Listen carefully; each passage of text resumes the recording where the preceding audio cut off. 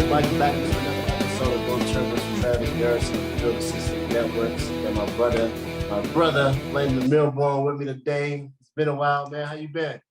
I'm good, man. Can't complain. How you? I'm good, man. I think the last time I saw you, man, we was in Greece. Yep. I think it was the last time. That was what, 2013, 13, 14. Yeah. Yeah. It's been a minute. Yeah, man. Like I said, man, I definitely appreciate you joining a lot of fans and a lot of Maryland fans. You know, they like to get to know what guys are up to now and pretty much the experience at Maryland and things like that, man. So, you know, what pretty much made you choose Maryland out of all the schools, your options that you had?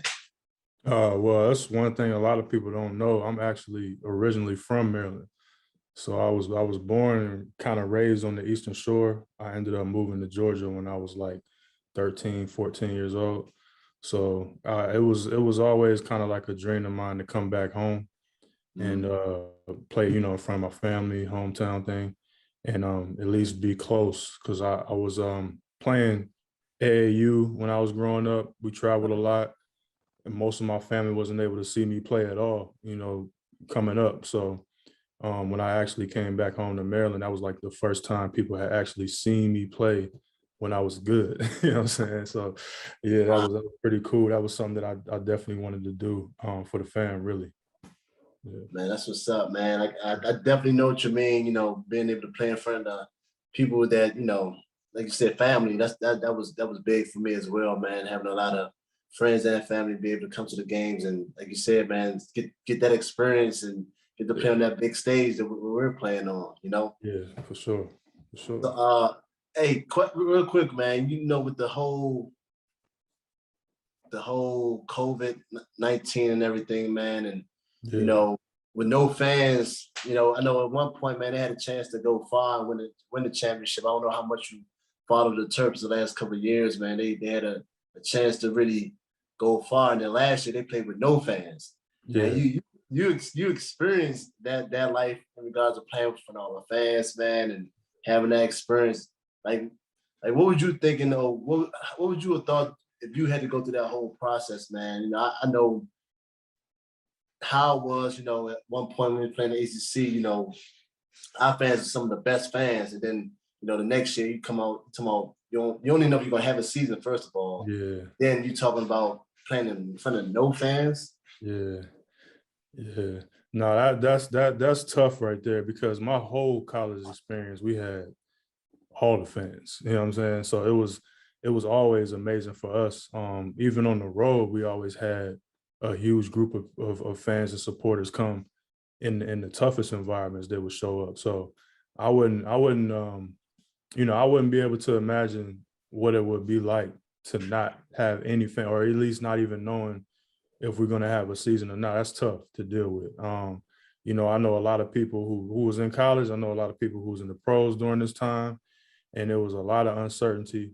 But one thing for sure about Maryland is when you come out on the court, you're going to have support, and to not have that and still be able to play and compete, it's definitely tough. It's definitely tough on the players. It's not the best environment to play when it's just dead silence in the gym, or at least not knowing if you're going to have that support there for sure. Right. And I talked to a couple of guys, man. I just wanted to get their experience during that time. I mean, obviously they're gonna have fans this year, which is good, hopefully. Yeah. But I know they weren't able to leave their rooms. Yeah. They had to stay inside, man. Then you talk about as a college student, the whole basic on the college is that whole experience of being social. They weren't really able to do that much, man. So they had to, and us, man, being a student athlete, dealing with school and having to deal with the sport mentally, man, how much it could take a toll on us as mental.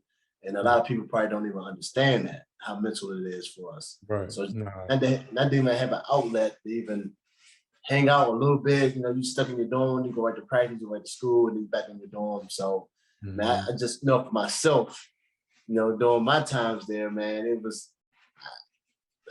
have been tough because things is not like how they are now when, they got people to talk to and stuff like that. It was more, you kind of had to fend for yourself in a sense back then when I was born. Yeah, no, that's definitely sure. Like the only time I can really think where it was kind of like that was during the wintertime holidays when everybody's kind of gone and we still on campus. But like having that type of environment for almost like a whole year or a season, I don't know if it would be cool, you know. And I lived on campus. A lot of guys, you know, they lived off campus, whatever they have. I was on campus. I was going to the diner. I was going to, you know, walking around and all that. So I'm not the most sociable person at times, but I still like to see people. I still like to be in an environment where I could communicate if I wanted to. You know what I'm saying? Not even having that option is kind of crazy. Right now, definitely, man. And I know, you know, even this year, like hopefully they'll have fans back. You know, I know we got a couple of months to the season starts, so things can change again. Um, but just to be able to get back out there, man, had the fans back. You know, they had, I don't know if you how much you follow them now. They got a couple of new transfers. They got a guy from Georgetown that transferred to Maryland now, Yeah, which is rare. That don't yeah, that happen. don't happen. Yeah, that don't Time happen. You know, changing, so man. yeah, so people, man, like, you know, what's going on with that, but we got Yeah. that. So, I mean, you know, we supposed to be pretty good this year, man. So, what are your thoughts on this year? See, this team, this coming up season. Yeah, no, it's definitely cool for me because I haven't been able to keep up with the Terps as much as I wanted to because I've been overseas. And you know, I just retired. This will be my second year home. So, and this will be actually my first year home because I moved back to Maryland. So Okay, it's like I'm actually gonna have an opportunity to really like pay attention and be a part of, you know, the season this year as far as just watching and supporting. Like I haven't been able to do that. Being overseas, man, it's hard to keep up. Time difference, you missing the games, not even being able to watch or at least having to just see it online and all that. Like it's tough keeping up when you're overseas. But now for me, I'm back home. So I'm definitely gonna tap in and be in attendance for sure this year. absolutely. So, man, let's jump back into your experience at Maryland, man. When you first stepped on campus, you know, and GW, you had GW for a couple of years, right? Or did you Yeah, have the yeah, whole? yeah. Whole time. Oh man, yeah. So, Yeah. what was your experience like, man? Open gym and then your first experience, in practice, dealing with, Coach G Dub, man. Yeah, yeah, yeah. I mean, look, man, I'm gonna be honest with you. When I came, I went on a couple visits and I saw a couple practices, and it wasn't the full representation of what practice was. I'm not gonna say they was putting on or nothing. I'm just Right. saying it wasn't like how it really was in person, like being on the team. So when I first came and we had our first real practices going up and down, it was cool until G Dub got mad. You know what I'm saying? So when I got to see the other side of him, it was one of them things where it was like, oh, this is different. But then it was like, yo, I could deal with this because it wasn't one of those things where he was going over the line as far as his anger or whatever the case may be. It was constructive, but it Right. was just delivered a different way than what a lot of people might be used to. Right. For me, like I had AAU coaches, some high school coaches who were aggressive, so I was kind of used to it already. But just being there and being able to deal with it, and then seeing some of the other players, their reaction, I'm like, I'm used to this already. I don't know Right. if you could deal with this. You know what I'm saying? So Right. it was cool. And then another thing that I really noticed that he mentioned a lot in the beginning, especially to the freshmen, it was more so like, if I'm coming at you, then that should tell you something. When I stop coming at you, then you probably not really gonna be getting no time or whatever the case may be. So I'm like, all Right. right, well, I kind of want you to keep yelling at me Right. because now Right. I know you want me to get better, and that's how I always took it. So I took that as a learning, really, just getting better, and him caring that I get better, and caring that we all get better, and those practices made me a better player for sure. Right. So, Now, I definitely been on both sides of those, man. yeah. I've been on both sides of those, so I know Yeah. exactly what you're talking about. And because my experience coming there, came with a lot of hype, man, and being from the area, and I didn't my coach in high school was super quiet. I mean, he'll cut you with his sarcasm. Like, he's super sarcastic, but he never yelled. Whereas, G-Dub, he's more intense. So, but I wasn't sorry where I came from, and I played for coaches that was, they got a little hype too sometimes. So I wasn't really, but I took it the wrong way. I always like, man, you getting at me. So I'm we was butting heads a lot. And, he's saying stuff to me, and I'm saying stuff back, and I get kicked out of practice. So it was a lot of, it was a lot of that, man. But me being young, not knowing, thinking I know everything, when, like you said, a lot, if you don't understand what kind of guy he is or what kind of coach he is, you can take it the wrong way, in the sense of he's basically trying to make you better. He always compare me to other players or their experience and saying, look, man, you can, look, he's in the league. If you just listen to what I'm telling you, then, but like you said, a lot of guys might go in with the attitude, like, man, I know what I'm doing. Let me do things my way. And, he's like, man, look, either you're going to do things my way or, exactly. So it was, it was a lot of that, man. But then it came a point when, when we butted heads so many times where, it's been times where I'm left on the sideline in practice, and he forgot I was even there, according to what he's telling me. You know what I mean? He hit me with I said, Coach, you gonna put me in practice? Like, man, my bad, I forgot you was even there. Hit me with one of those. But like you said, man, it goes to a lot of players, man. When the coach is getting on you, they basically want what's best for you. But when they stop getting on you, that's when, man, especially in college, man, they recruit other guys all the time. So right. So what was some of your best moments? What were some of your best moments in College Park, man? Whether it's one of your best games, man, or the biggest games, or because y'all was you was in the ACC for a little bit. Were you there? Yeah. Make that change too? Whole time. Oh, yeah. So what was those experiences like for you, man? And obviously you got the Duke games, you got the big North Carolina games, you got all those.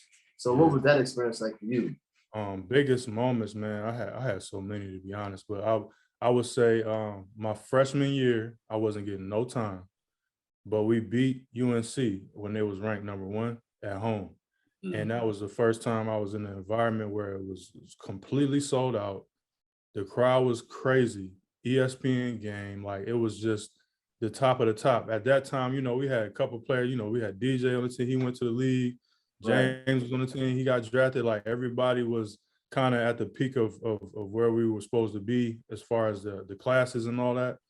And we beat UNC at home that night. And it was just it was a crazy day and a half, you know what I'm saying? Because leading up to it, the game, and then after the game, that was like the biggest thing ever for a freshman. I didn't play, but it was a crazy.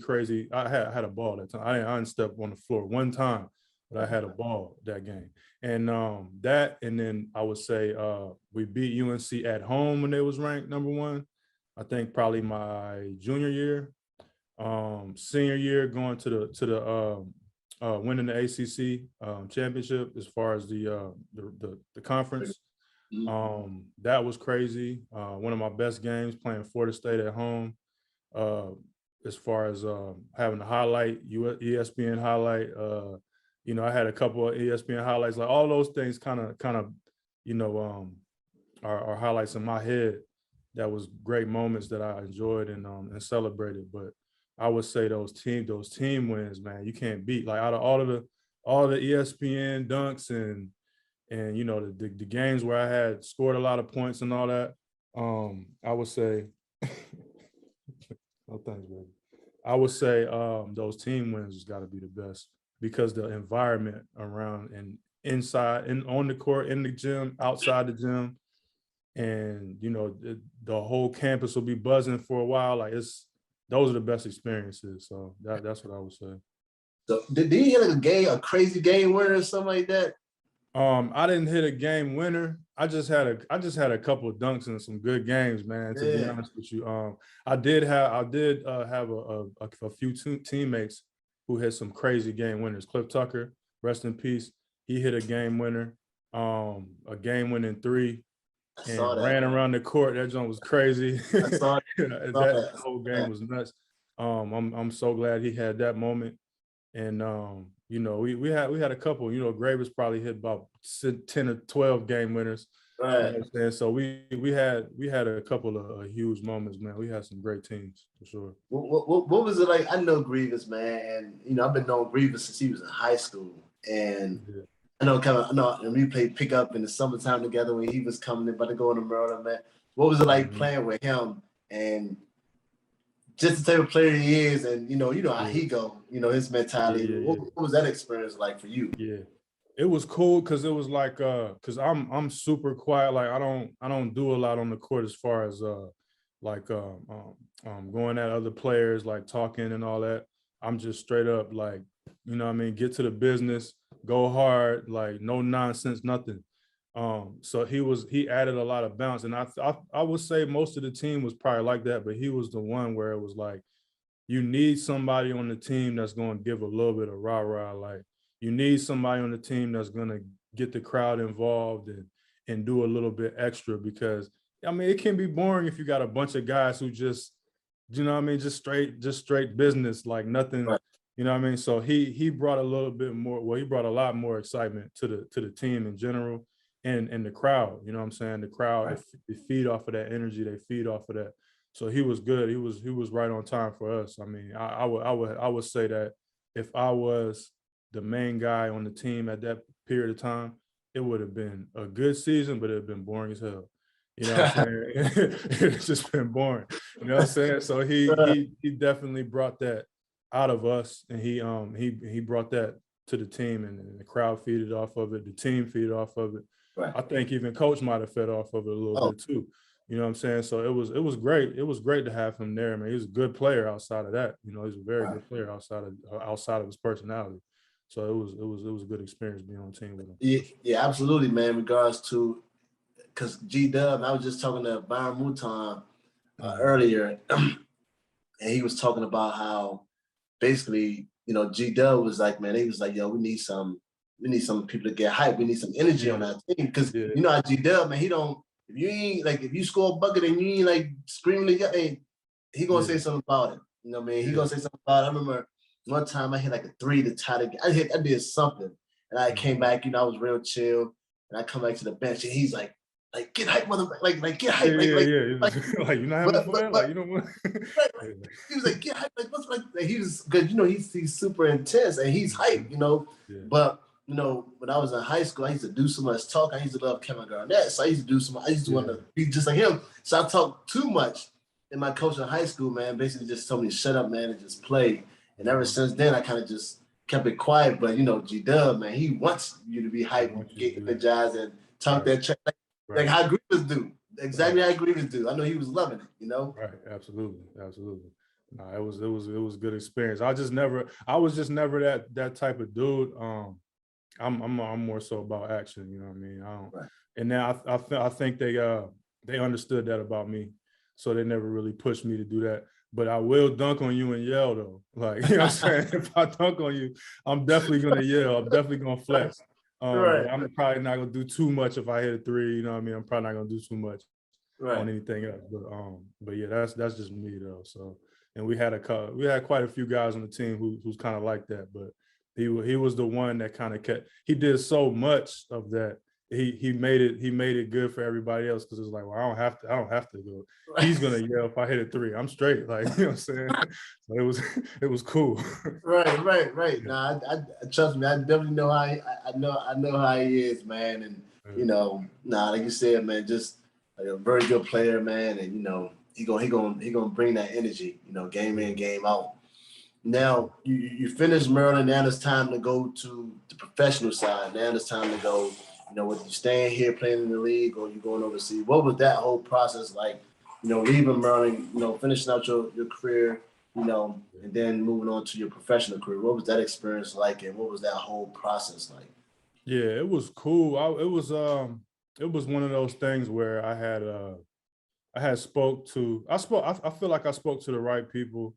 I feel like I had everything kind of geared towards doing what I needed to do. It was kind of my own personal feelings kind of holding me back, I guess you could say, because you know, as players, you know, especially people they take the game serious enough to go on a professional level. You know, a lot of people in college, they don't do the extras. They don't go as far as a lot of us go when it comes to really, you know, tapping in and getting to our craft like that. I was one of the guys who was dedicated, like showing up when I didn't have to, doing the work, you know what I mean, getting extra training and all that other stuff. I was that guy. So when I started to speak to different agents and get ready for the drafting and all that other stuff, everybody was pretty much telling me the same thing. And I did not want to hear what they was telling me. Everybody was like, look, you're going to be a wing defender. You know what I'm saying? Like, and I'm like, I don't want to be a wing, you know what I'm saying? So it was one of those things where in my mind, I had already told myself what I wanted to be on a professional level, but everybody else was telling me something different. And I was just going against it. So all the training that I did after college was straight up like scoring, ball handling, this and that. I never worked on defense like that. But that's what scouts saw in me when I was at Maryland. Just G-Dub, like if you don't play D, you're not playing, you know? And that was one of the things I took pride in, because I was like, look, if somebody wants to depend on me, they're going to at least depend on me to strap up and not let nobody score, get the rebound, do what I got to do, get some blocks, whatever. I took that as part of my job. I didn't take that as that's who I am. It just happened to be what it was. And that's what a lot of scouts saw in me. And so I got my opportunity. I went and I got, I had workouts for about 10 different teams. That was a huge experience, a great experience for me, traveling and going to work out with these teams and seeing the guys that were already on the team there working out and all that, and competing with guys in my class and doing really, really good during that process.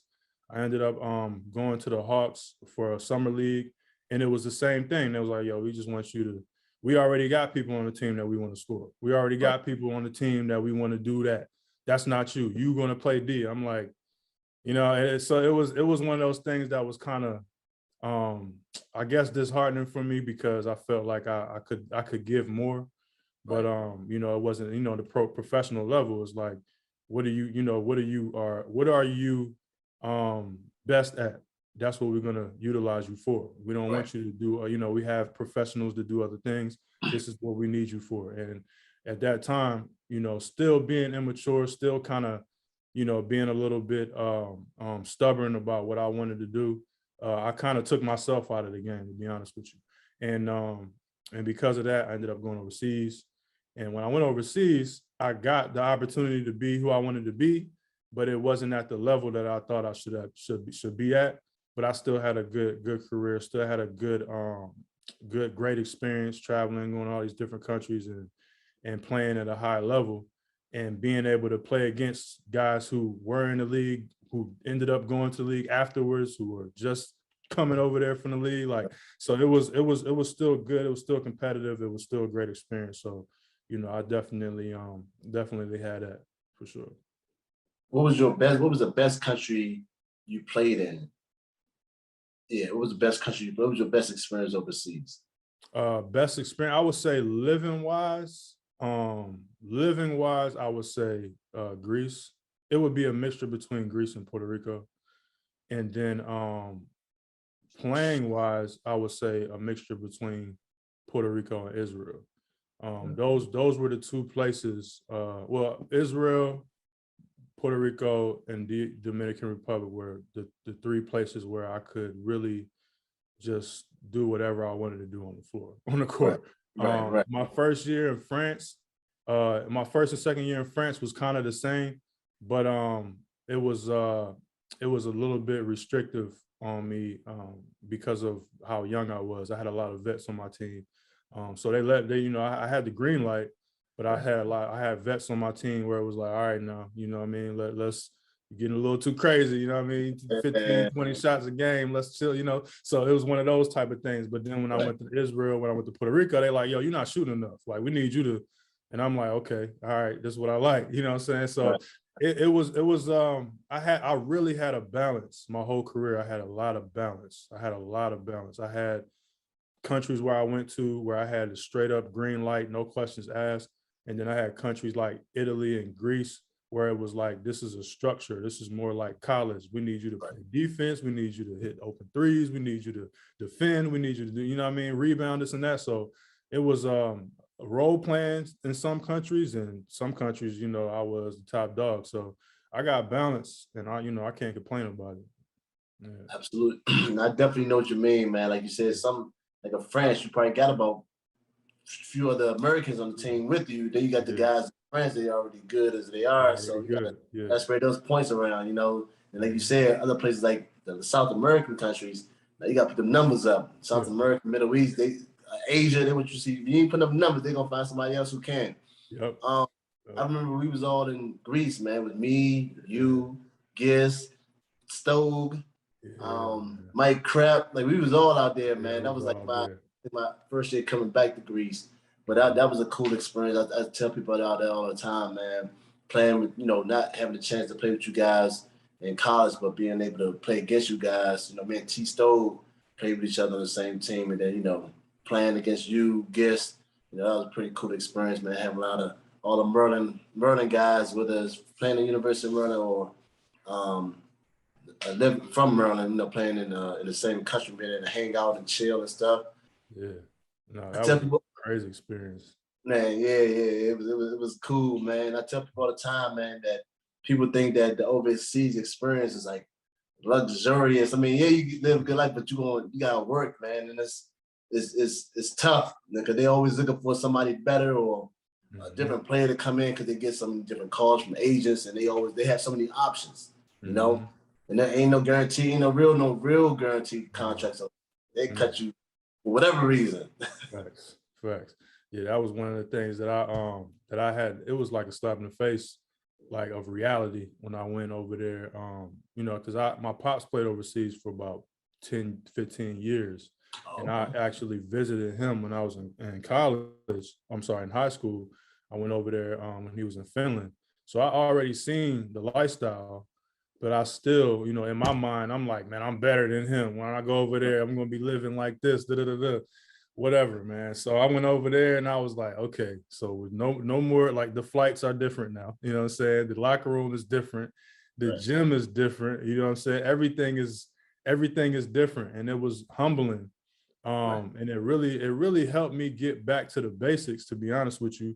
To take all that stuff out of the equation. It would be nice to have those luxuries, but at the same time, it was one of those things where it was like, okay, I'm humble now, and I know that I'm not where I want. I'm not where I feel like I deserve to be. I feel like I deserve better than this. Let me work and try to get it. You know what I'm saying? So, and then it's one of those things where the culture is just different. Like you get to understand that the luxuries that we have in America are real luxuries. You don't think that having a dryer is a luxury. You know what I'm saying? That's like a requirement in our homes in America. Overseas is like, what is a dryer? Like, dryer, what do you mean? Like, what do you need? Just hang your clothes up. What's the big deal? Like, you know what I'm saying? Like all that type of stuff hit me, and I was just like, you know what? It's just a cultural adjustment. I get used to it. And I did, you know, and I found comfort in it. And you know, it ended up working out. So absolutely. Yeah. And that's, like I said, man, I tell people all the time, you know, me coming out of college, you know, I never thought about anything overseas. If you told me I was going overseas or overseas thing, I was like, I felt insulted, like, seriously? Like, but not knowing that the experience that I had from playing overseas and the culture and meeting different people and lifestyle, I mean, a lot of people got to pay for that stuff where we got to go over there and basically got paid to do it, you know? Yeah. So that was a pretty cool experience. I tell people all the time, even the young players, man. I say, look here, man. If they like you and you good enough, they will come find you. You know what I mean? Right. So go ahead and take that money and get it while you can, because you know things are probably different now, especially economy wise overseas. I don't even know how it is now with COVID and everything. So things are probably a lot different. I couldn't imagine what it is right now. I know how it was when I was playing. I couldn't imagine what it is right now. It's tough, man, and it's one of those things where it's humbling on all levels, man. Because even with basketball, it's one of those things where you kind of see how it's structured. You hope and you wish that one day things could kind of be a little bit similar as it is overseas in America, because we have so much talent in America. I feel like it's ridiculous for the talent to have to leave the country to go somewhere and make six figures or whatever, you know what I'm saying, to go overseas. I'm like, there's plenty of money over here for people to do that over here. But the way that they structure their leagues over there, I feel like we need to kind of mimic that at some point, because they have guys over there who come up as pros and as teenagers. We talking about guys who are in college age getting paid and playing against high level pros on the team. And they're doing it at a young age. And by the time they get older, now you see them on the Olympics and they playing. I'm like, they're breeding their players different. You know what I'm saying? Overseas is just different in general. Obviously, they don't have the college situation that we have. They just go straight to the pros, really. And, you know, a lot of those guys deserve that shot. A lot of those guys, you know, definitely earn it. And then on the other side of it, the money, just seeing the different countries. We was in Greece. When I first got to Greece, I didn't know that the country economy was shaky. I didn't realize that. And even just living there, you still kind of don't realize it because you're getting paid different than everybody else.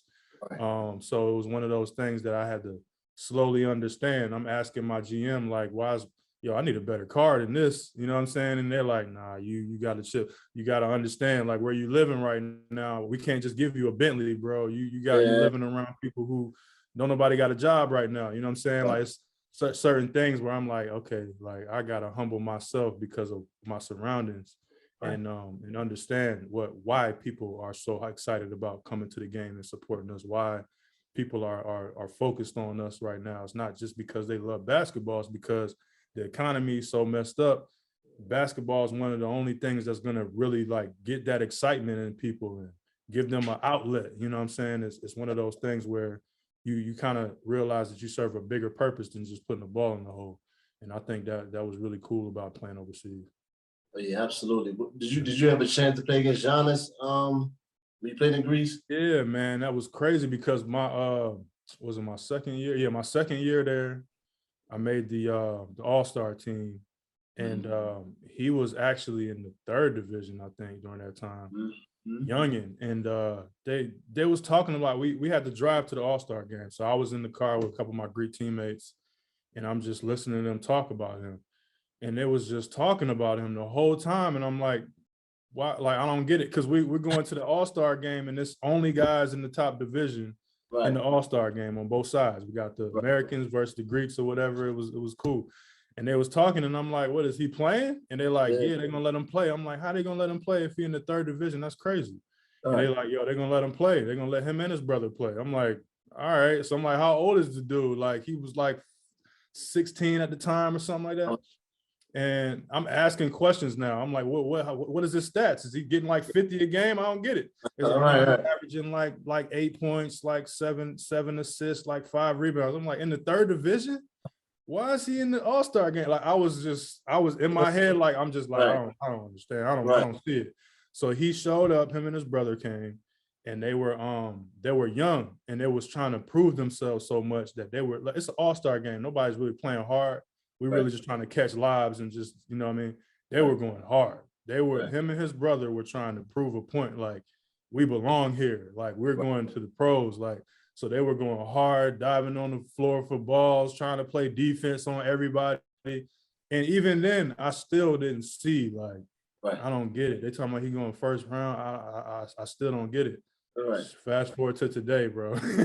I'm like, man, whatever they saw in that kid, they saw it, man. Exactly. But yeah, I did get a chance to play with them, and we was you know, they were huge Panathinaikos fans, the team that James was playing for. So they always went to their games. I used to go to their games and watch.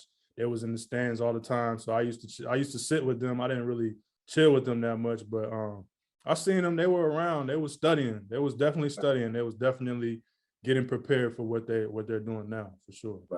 Nah, yeah, we was around the same. I think your second year was my first year back over there, and I think I just missed playing him because I came like almost halfway through the season. Okay. And he was on a bench. Him been on the bench during the All-Star game, and everybody was talking about him like Giannis. I'm like, who is this kid? You know what I mean? Then he said fast forward a little bit later, and he told me from Greece. I said, took that little kid right there. And like you said, man, they they know it before we even know it. You know what I mean? Yeah. They know what they growing up, man. So that was pretty crazy, man. Yeah. And Um, I don't even think that they knew that he was going to be that good. right. They I knew don't he think was nobody going. knew. Yeah, that was it was a complete like I wish people could see him then when everybody was talking about he was going to the league. I wish they could see that film so they could be like, wow, like that dude came a long way. Like it wasn't no LeBron type thing where you watch LeBron in high school and be like, okay, he going. Like exactly. It wasn't like that. It wasn't like that. And he had to put that work in for real. He definitely put that work in, no question. So after you say you've been retired now, what, 2 years now, right? Yeah. I retired in 2019. Actually retired like in the middle of the season. Yeah. What's that transition like? I know for me, I think I retired like 2017. I retired like 2014 for a second, then I went right back overseas. You know, I still had that itch. I ain't think I was done. Yeah. Then like 2017, you know, my body my knees weren't the same, and I just ain't had that love no more. And I kind of just like, I'm tired. I've been playing basketball my whole life, so I was like, I want a new challenge. So, and I was okay with retiring. I was really like, I was happy about it, you know. Yeah. So what was your experience like when you said, man, I am done putting these shoes down, man? And you know, I do miss traveling though. I do miss the traveling. Thanks. I do miss the lifestyle overseas and the different cultures. I do miss that. But playing wise, I'm okay where I'm at. What was that transition like from you, from the professional life, basketball, sports, to now in the real world? You know, I know you got a family, you got kids. So what's that transition been like? I mean, the transition, I prepared for it, to be honest, man. I had a 5-year plan. You know, especially when my daughter was born my first year in Israel. And when she was born, I was like, I got to put a plan together because I didn't want to. It was a lot of issues out there. You know, Israel is one of those real tricky places. Always got political issues and stuff going on. We was really in the middle of a war while we was there, and I didn't know where I was gonna be by the time my daughter got to the age where she needed to go to school. I just knew that I didn't want my daughter to be in a different country than me. And if I'm gonna be playing overseas, I wanted it to be a situation where if she had to go to school, it would be an environment that would be more welcoming to her. And Israel wasn't going to be the spot. And at that point in my career, I didn't really want to play nowhere other than Israel, to be honest. That was like, I'm like, man, I like it here. I like the style of play here. I like the way they pay me. I like the way they treat me and my family. I'm staying here, you know what I'm saying? So I'm like, I can't do both.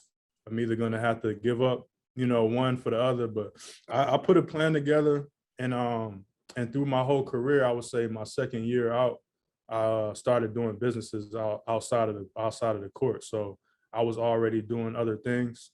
And I just told myself that I'm going to do whatever I have to do to get something going off the court.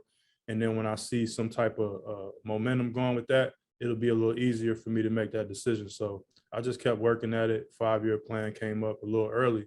And then during the season, when I was in Israel, it was one of those things where the team had agreed to do some things for me and the family that didn't add up to it or whatever. And it was just the opportunity for me to go ahead and go home. And I was able to do it. And it was a peaceful situation as far as me and the team, no bad blood, no nothing. Got my money and all that. Like, travel was cool. Everything was great. So it was one of those things that it was a lot easier than what a lot of people might have thought. But once I got home, it got tough because, like you said, the transition is one of those things that you can't really predict. I just hear all the horror stories about it. So I was just trying to do everything I could to make sure that I don't end up in that category with a family and all that. So I just did, me and my wife, we did what we had to do to tap in, get on our entrepreneur grind and really build. And then we got to the point where we started seeing some real success with our businesses. It gave us the ability to relocate, come back home. And now I'm comfortable with my retirement. I told myself I couldn't go into the gym. I didn't pick up a ball for like a whole year. It was one of those things where I didn't want to I didn't want to tempt myself because it was easy for me to go back. I had people calling me, opportunities are there. It was easy for me to go back. So I wanted to make it harder. I wanted to remove myself and really take that parachute off and just go straight in and make something happen. So, and we did that for sure. I definitely know what you mean, man. Let me turn the retirement. Then like guys be like, man, you want to go play, man? You want to go? For me, it was like I ain't touching the ball. I ain't, like you said, I ain't touching the ball because even if you just shooting around, for me, just shooting around, you like get that itch back. You like we can't go like I'm gonna go hard or I'm good. Yeah. So it was time. I was like, man, I'm tired. I'm chill, man. Then it's like I started working out again. Then I'm like, man, I gotta be working out for something. It's gotta be for something. I want some type of challenge. So I definitely know what you mean, man. And like you say, you got a lot of guys who get stuck in, they get caught up in, they don't want to retire, they don't know how to retire, and they always itching to go back. And it's like, I'm gonna go until the wheels fall off, which is what you can do. I talked to Nick Carnamelli, and he going into the 16th season, and he told me he was retiring in 2000. This was like 4 years ago. He was like, yeah, man, I'm going to shut down my knees. But he told me that, that was his way of tricking his brain, basically like saying, I'm retired to this year. That way, he just was tricking his brain. But yeah, man, I said, man, if you still feel healthy and you can play at a high level and you still making that type of money, yeah, why not? You know what I mean? Why not? Right. And but I like that a lot of guys don't have that 5-year plan. A lot of guys don't have no plan. They retire and stuck, and they just whatever money they got saved up or no money got saved up, or some guys probably got to still play just to make ends meet. So so what are you doing? I know you're doing some type of. I know you have a few different businesses. What are you doing now business wise? Yeah. So when I first retired, we just started focusing on consulting. One of the things that I did when I was playing, I actually started an agency. For my last 3 years of playing, I started an agency so that I could do deals on my own and help other players. And it kind of turned into a consulting type situation. I was talking to a lot of players and helping them out, a lot of younger players and helping them out. And through that process, at the same time, business wise, a lot of guys wanted to get my take on a few different things when it pertained to business outside of just basketball in general. So one of the things that I did when I came home is I started a partnership with another friend of mine who actually retired as well. And we basically started a consulting firm together, and we helped people, not just basketball players, but people in general, with business consulting, internet-based business consulting, web development, building websites, helping people get their social media up, people who have brick and mortar businesses, helping them integrate online presence with that. And that pretty much took off. And then from there, we started growing into other things, but we just kept it consulting based. So right now I'm in tax preparation, financial planning. So I'm actually back in school. I'm at Howard University now taking a financial planning course to be, a designated, get the designation, CFP designation. And so that's what we're doing. I'm in finance and business consulting 100% right now. For sure. Oh man, I just want to congratulate you, bro, because like you said, man, a lot of guys don't have that mentality. They don't have no plan at all. Yeah. Man. And by having a guy that's been there, done that, going back to school for that, man, I just want to applaud you, man. And hopefully, man, you can help a lot of other guys out, even the younger guys. Hopefully you get back on campus, man, and still, I try to go back on campus and speak to those guys and help out. It'd be great to have some more guys come through and just even for the players, man, because like you said, you have a lot of guys that's coming up under us that don't have a clue of what to do financially wise or business wise or even in sports or who to talk to, who not to talk to. So I think, I tell guys all the time, like we technically be obligated to do these things because it's like we're a fraternity. Basketball is a fraternity, I believe, and that we all should kind of like help each other. Like I know some older guys helped me and gave me advice, and I know how much, whether I listened or not, I heard it. So to have guys, especially like in your position, especially financial wise, and have that literacy, man, and the understanding that you go back and not have just help those guys in sports, but also in their financial careers. So I think that's great, man. We definitely got to connect, especially since you're back here in Maryland, because I'm in Maryland right now as well. So we definitely got to link up because I'm doing a few things business-wise too. And And I just love that, connect with other brothers, man, who's doing similar things or, who just entrepreneurs as well. So we definitely got to connect, man. I definitely appreciate you, man, taking time out your day, man, away from your family for a second and join me on the Go Terrapins with Travis Garrison and Field of 68 Networks. Got my guy Landon Milbourne, man. I appreciate you taking time out your day for me, bro. Like I said, man, I applaud you with everything that you're doing, your whole career, everything that you did, man. Keep going. And like I said, we definitely have to connect, bro. Thank you, man. Thanks for having me. Appreciate it. No problem at all, bro. You and I are